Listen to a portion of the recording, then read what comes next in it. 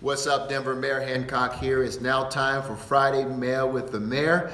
We've got a lot to talk about, but first of all, I hope you had a great week. What a beautiful week it was here in Denver, Colorado, and an exciting week it has been, particularly in the life of sports in Denver. We want to congratulate our Denver Nuggets and our Colorado Avalanche.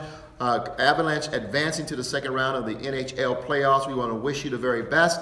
And of course, the Nuggets coming back for tomorrow night, the seventh game of the first round of the NBA Finals.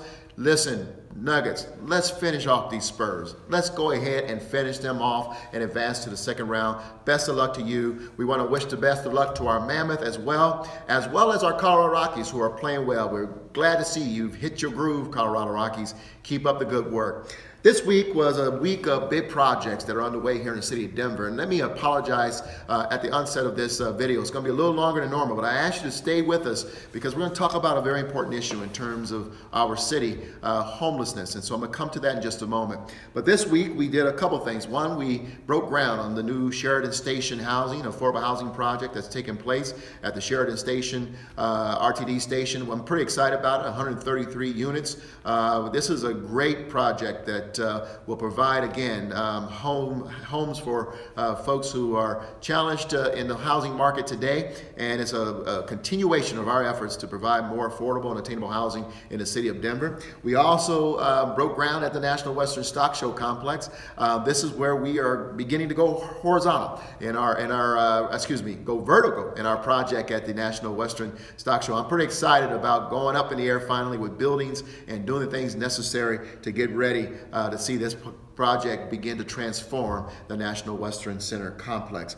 And then in 5 points this week, we broke ground on the Hooper development.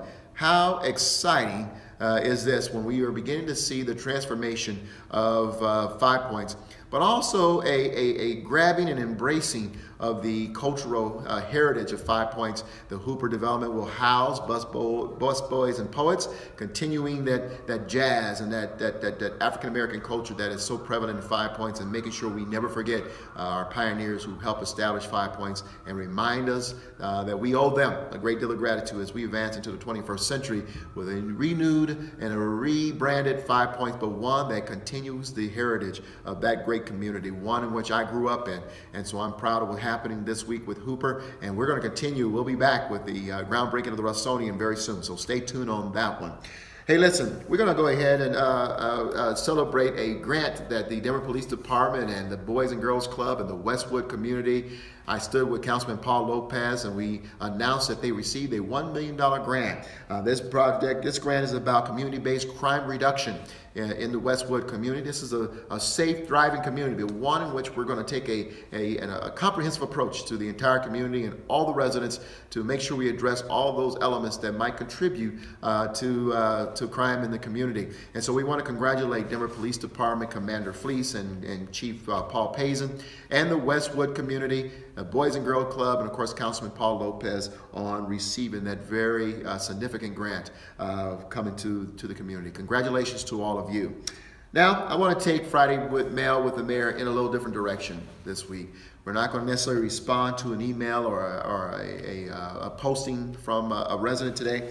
Today, I want to talk about an issue that is top of mind for all of us in the city of Denver, and that's homelessness. Now, I'm going to look down quite a bit at some paper that I have here because we have a lot of information I want to share with you. But I want to encourage you, if you want to see more information about what the city is doing to deal with the human crises of homelessness, I invite you to go to denvergov.org/homelesshelp. And there you can see what I'm going to talk about today, documented as well as understand what we're doing. But first, let me share with you. I look at homelessness as a human crisis. It's an issue that is impacting cities all over this country. I talk with mayors on a very regular basis. We're sharing best practices.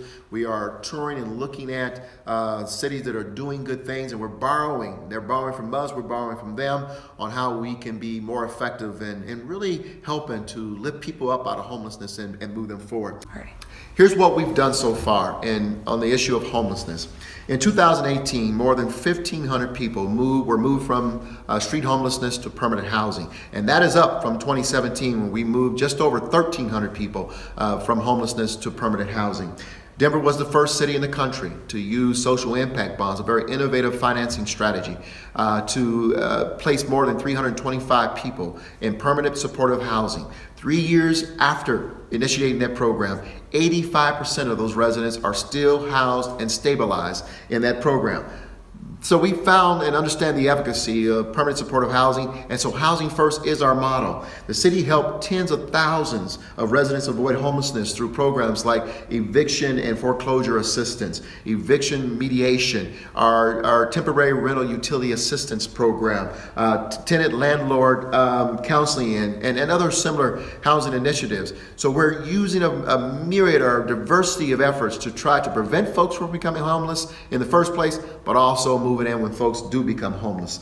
But we've also have a program, an innovative one, called Denver Day Works. And as a result, we have put more than $375,000 in the pockets of our homeless, of more than 300 people who have come through our program, have received jobs during the day, and some who've already, as a result of that effort, moved from homelessness to permanent housing. And so that's pretty exciting. Nearly 150 of our Denver Day Works individuals have gone from homelessness to permanent housing after being in our program. We've also implemented some other programs to deal with the mitigating challenges of homelessness, mental health, and drug and alcohol addiction. One is the co-responder program, which is now a national model. So I talked about mayors who are borrowing from one another. This program's put mental health professionals in the second seat with police officers, so we can break that very expensive cycle from street to jail, from back to the streets to detox, back to the streets to mental health, or to jail and back to the streets. This is a very an innovative program, and one that is already making a huge difference in the life of our homeless, but also in the life of our community.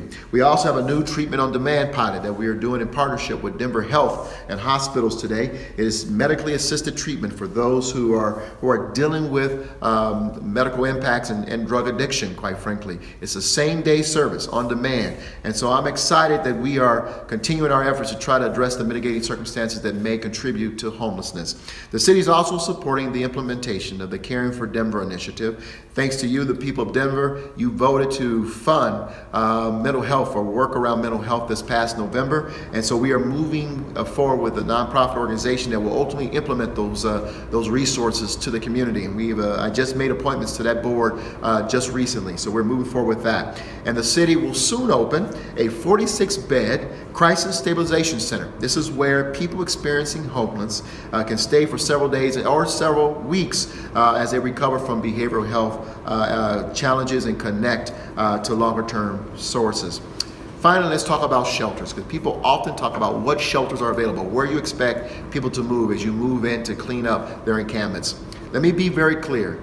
In Denver, we take a progressive step under our ordinance to not allow encampments in the city of Denver. We must do direct outreach. We must post before we move in to clean up. And then we try at the same time connect people directly to services.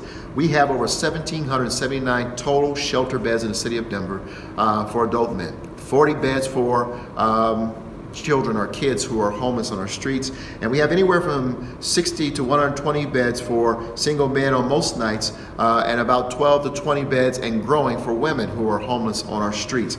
The city continues to see on any given night anywhere from 200 to 350 beds that are open. And so when we reach out to people on the streets on a given night, we know there are beds, and we're trying to connect them directly to those beds. We're also trying to lower the barriers for entry into those shelters as we continue to inspect them, but also to make sure that they can accommodate the unique and diverse needs of the people who are coming in to their shelters.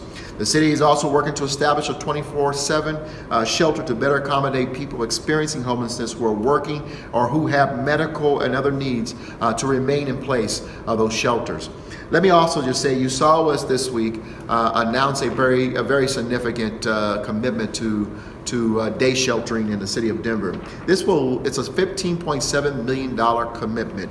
It will be leveraged by the city in partnership with the business community and the philanthropic communities over the next 3 years to bolster the two critical services: bridge housing in the city of Denver and additional day shelter. Again, these are people who need to rest in place and to be sheltered during the day. They may have medical conditions that don't allow them to be out and about in the city, and we certainly understand that, and that's why why we're making this commitment. Again, lowering the barriers of entry and to provide direct service to the people who are on our streets.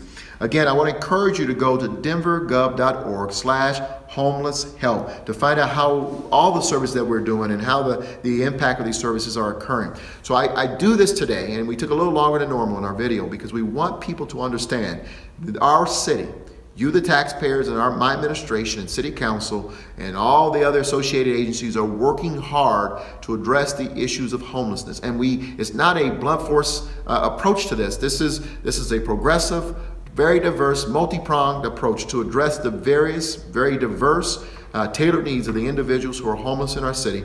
And we remain committed to making sure we address every individual in our community who may be experiencing homelessness. So I really do invite you to take a look at denvergov.org/homeless help so that you can be educated on all that we're doing and know that we're going to continue to work to address the issues of homelessness in the city of Denver. That's all the time we have for this Friday Mail with the Mayor. I hope to see you tomorrow as we continue our series of Cabinet in the Community. Tomorrow we'll be at the Carla Madison Center right next to East High School. We'll be there from 9 a.m. to 11 a.m. Come on out. We can talk more about homelessness, or we can talk about any issue you have. A police chief will be there, department leads will be there, agency leaders will be there. You get a chance to come face to face with the leaders of your city and address any question you may have on your hearts and mind. Thank you, Denver. We'll see you at Carla Madison tomorrow. Have a great weekend.